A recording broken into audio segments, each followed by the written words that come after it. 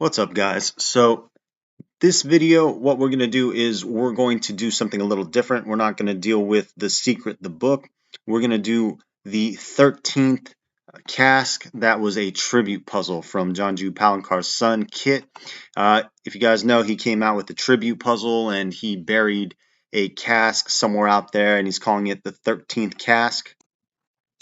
I was going to save this puzzle for a little later, but since we just did the 13th and the 14th puzzle, which was LA and New York, I figured we might as well do this 13th one anyway. Just a couple of quick things about this is for the rules, he said that you have to dig this cask up specifically if you want to claim it. So I appreciate him saying that. In the book, in the secret book, it says you don't have to go digging for it if you know how to do it. You could just send that information to the publisher, and if you're right, he would give you the gem. Unfortunately, the current publisher, he doesn't want to honor that. He doesn't even want to acknowledge that fact. He might be illiterate. I'm not too sure. But anyway, what we're going to do here is we're going to go through this puzzle. And one reason why I wanted to do this puzzle was because in the clues that he gives you, he tells you straight out that it's important to find all the clues learned now from methods past. Methods past. I told you that there was a secret method, which was the number being embedded in the puzzle. So originally when I wanted to try out this puzzle, I wanted to see if that method worked, and surprisingly, it did work. So there is a number drawn into the San Antonio puzzle. Well, the puzzle is in San Antonio, as you could have guessed by the map. But it's kind of interesting that he would know how to do that. When the book was published in 1982, Byron died in 2004 in a car crash, and this puzzle was done, I believe, in somewhere about 2019. So that was about 15 years after Byron had passed. How would Kit Palencar know how to do this puzzle this specific way? Either he solved all the puzzles himself, or he had a little bit of help from somebody.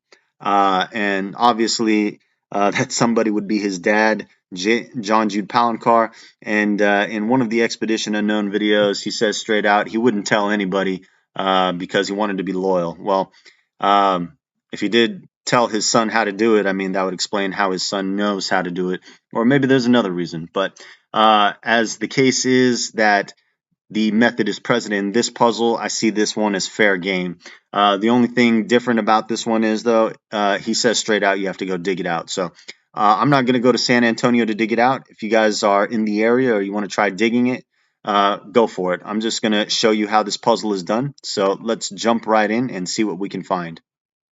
Thing we're going to do is we're going to take a look at this picture right here and see if we can determine anything. Obviously, this didn't come with a city attached to it. You have to figure that out.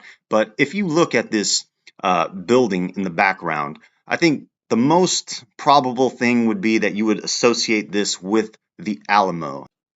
And if you were just to zoom in San Antonio, you would see that the Alamo is right in the center of the city. And if we pull up a picture of the Alamo, we could see that the frontal design is very similar. The windows, there are 5, or what appear to be windows 1, 2, 3, 4, 5, 1, 2, 3, 4, and then the 5th would be covered by this person in the painting.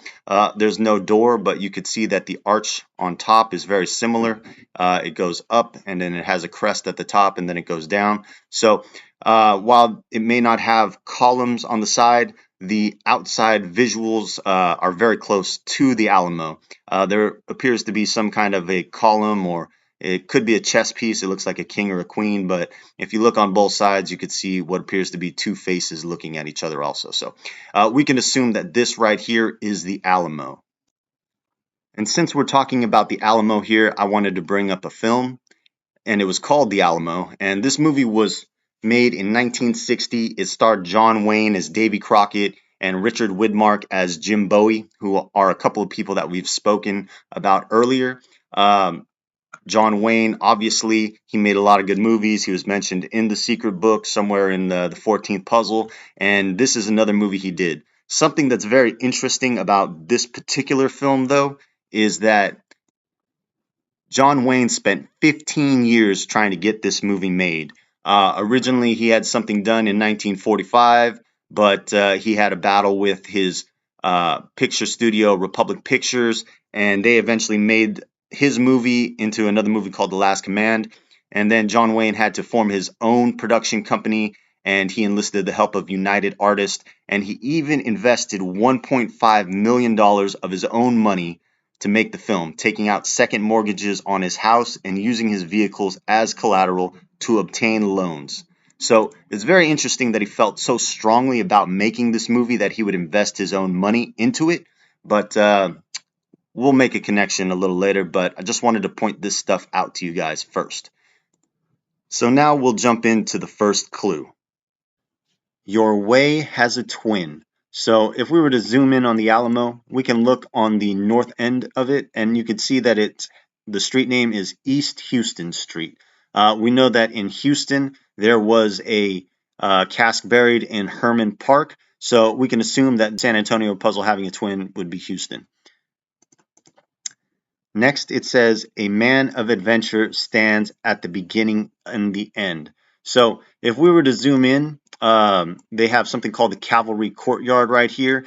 There was a statue labeled here previously, but they've, for some reason, taken it down. So I'm just going to pull up the Cavalry Courtyard, and I'm going to zoom in on one picture in particular. And here you could see a statue of Davy Crockett. I talked about Jim Bowie being at the Alamo, and he fought with Davy Crockett here. But who was Davy Crockett? And if we pull up his Wikipedia, we could see that he was an American politician, a militia officer, and frontiersman. His nickname in popular culture was King of the Wild Frontier, and he represented Tennessee in the House of Representatives and also fought in the Texas Revolution, aka fought at the Alamo. So definitely a man of adventure here. But since we can't place his statue directly, what we'll do is we'll just bookmark the Cavalry Courtyard because that's where he's at. Also, I wanted to mention real fast, if you pull up the picture of Susanna Dickinson real fast, there's a picture here of her standing with a child right here. And if you take a look at this picture and the picture on the right, which was drawn by Kit Palencar, you could see that there's a little bit of a resemblance here. Here she's holding, or this person is holding a dog leash, and in this picture, Susanna Dickinson is holding a baby. But their posture and their look is similar, face looking to the left, and with a bit of a flowing dress. This person for Kit's drawing looks like he's wearing a toga or something of the sort. So can't tell whether this is a male or a female, but I believe the face is of a man, and I will point that person out when we get to him. But good to know that this is something similar right here. Now, we know that there is a man of adventure on both ends of the Alamo, so if we go down to the other side, we're going to come up on a statue of Teddy Roosevelt. We know Teddy Roosevelt as the President of the United States, but a little bit more information about him would be that he was also the 33rd governor of New York City. He became president when William McKinley was assassinated, and he also led a group called the Rough Riders, a unit that fought the Spanish army in Cuba, and that had a lot of publicity for him, which William Randolph Hearst newspaper always talked about him with their jingoisms, which we talked about earlier. So his success there kind of helped propel him to be the president of the United States. Also, he established national parks, forests, and monuments to preserve U.S. natural resources. So we've talked about a couple of national parks, puzzle 14 clues. So this kind of tells you a little bit why. So what we'll do is we'll bookmark the Teddy Roosevelt statue and we will move on. Now, the next clue says cross four spans. What could that be? Well, knowing that we're here by the Teddy Roosevelt statue, we would be on Crockett Street. And we can see that Crockett Street is kind of cut in half right here. There's a walkway that you can walk through, but the street picks up again right here. And if we were just to count how many streets were on Crockett Street, or how many blocks, it would be 1, 2, 3, 4. So that sounds exactly perfect. 4 spans, 4 blocks. So we can assume that we're going to end up right about here on St. Mary's Street. If we were just to draw this in on our picture real fast, when it says your way has a twin, you can see 2 faces looking like they're facing each other, so they're opposite twins. So we can say we start right about here, and then we're going 4 spans.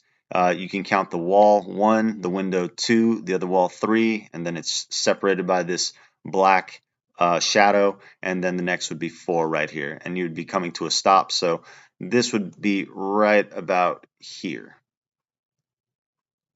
So that's going to be our 1 right here. The next clue is an emblem of B. It's down below. Well, what is B? Are they talking about the letter B? Or if you see in the picture here, there is a butterfly right here. Is B for butterfly, like in the Chicago puzzle, L was for Lincoln, R was for railroad? Does that kind of reflect what it means, or are they looking for an actual B? And I think the best thing to say is if you were to look at this butterfly right here, you could see it's divided in half and it has wings. If you were to look at this area from St. Mary's to the Alamo, from Market Street to about this street, Viejita, it kind of has an outline of that same butterfly right here, the Riverwalk area. It kind of has that curve to it. And this is what I believe would be that butterfly right here, right in the middle. Even though this has a skinny pole, this would be a more of a pole. And if we were to look closely at what this little hubcap thing was, if we pulled up our mapping color and zoomed in on this building, the Tower Life building, which is right on the corner of St. Mary and Viejita, we can see that this top, while not quite 100% identical, it does have some spikes and stuff, and it's a little reminiscent of this area right here. A better fit would probably be this Venue Viejita right here because it has the concentric circles similar to this. However, this is more of a hubcap and this looks more like a flower petal. But if you combine the two, maybe they would look a little better. But I'm going to say right here, this Tower Life building is where we would want to be, coming down from St. Mary's and probably moving towards Viejita next. So the next clue is Valkyrie's window with 7. It's important to find all the clues. Well, what was a Valkyrie? And basically, a Valkyrie is in Norse mythology. They were also known as choosers of the slain, and they were one of a host of female figures who guided souls of the dead to God Odin's hall Valhalla. If you've ever seen Thor Ragnarok, you know that there's a Valkyrie there, and these were some of the most fiercest fighters that Odin had. So Valkyries would take the dead to Valhalla, and if we wanted to know more about Valhalla, it's just a place where the dead would go, and this is where they drank and reminisced and had fun, basically until Ragnarok, and that would be the end of time where they would march out and fight against Jotnar or whatever they want to call their main enemy. But we did a little digging on how big Valhalla was. You can see that it wasn't too big of an area. It's described as an enormous hall with dwelling that was a dwelling place of the gods. Uh, they had 540 doors there, each wide enough for 800 warriors to march through. But it doesn't say that this is, a country or a city, but it's big enough to house a lot of the dead warriors there. So if you're thinking about it, maybe it's just Valhalla's like a little town or a little city in its own. And if we were to look at the map, the street Viejita, a villa is like a luxurious estate that a person owns, but a Viejita is a small estate, possibly luxurious, that somebody owns. So kind of sounds like Valhalla, Viejita, very similar. So we're going to say that Viejita is what we're looking for. And when it says window with 7, it's important to find all the clues. Well, if we're talking about the street Viejita, how many streets come in contact with Viejita that we'd be traveling on or around?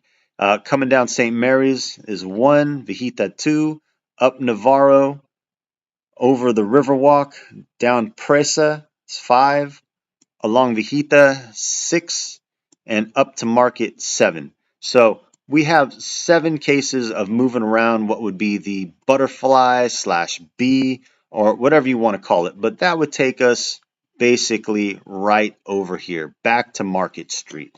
So one more thing I wanted to point out before we moved on. This area right here is called La Viejita Historic Village. But here we actually have a statue of a man named Benito Juarez. And if we just read what his plaque says, it says, One of the creators of modern Mexico, President Juarez, led the separation of church and state and the resistance against French imperial designs. He also promoted new economic development. So he was one of the first president of Mexico.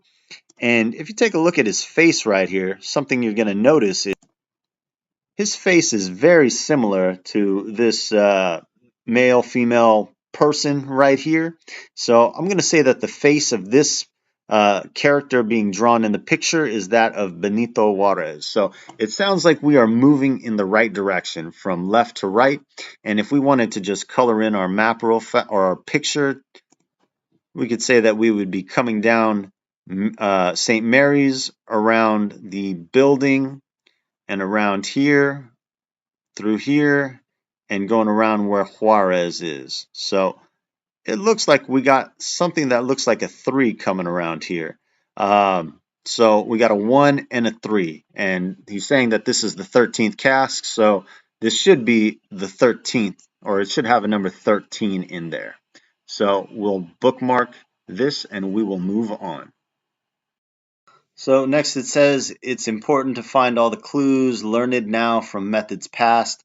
Well, I told you that there is a secret method, which is the number being embedded in the puzzles, which we know from the previous videos, which is how we're doing this San Antonio puzzle as well. So we've already learned what the method is.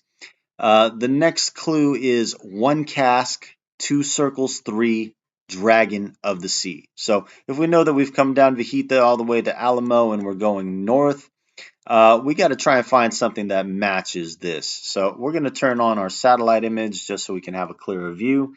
And if we look a little further north from where that street we were at was at, we're going to come across this area right by the Riverwalk. And it's got the number 333 here.